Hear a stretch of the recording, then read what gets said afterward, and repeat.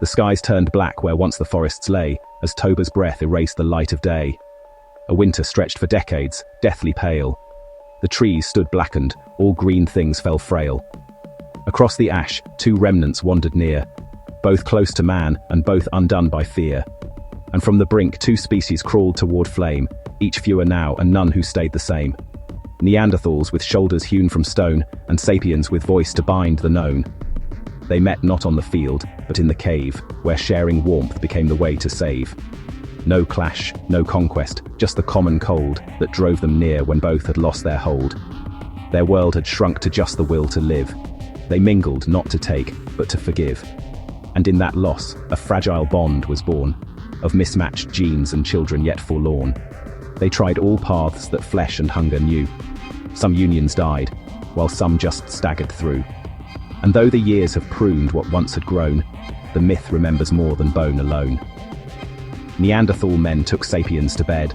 Their daughters lived, though sons were often dead. These sibyls bore sparks that centuries could keep, a whisper soft that passed in legends deep. Their blood survives in quiet, scattered thread, in living hands that long outlived the dead. No fathers stayed, no names were carried down, but fragments slept beneath each modern crown. Yet some sought wombs in stone Neander thighs, where heroes cast their seed in desperate tries. Those children rose too wide, too strong, too wild. The sacred rites of death itself defiled.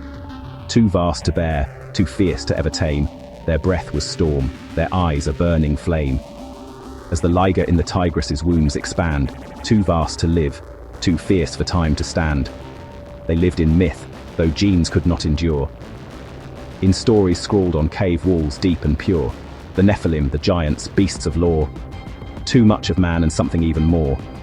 From mothers carved by ancient winter's rule, came beings no soft cradle yet could school. The lines they bore collapsed beneath their weight. Each titan fell, and opened was the gate. The genome purged what could not bear its tune, but memory danced beneath the molten moon. One path gave rise to songs that still remain. The other shaped the whisperings of pain. 50,000 winters passed that way, each breath a vote for who would get to stay. And in our blood, that ash still gently falls, the whisper of those narrow ancient halls.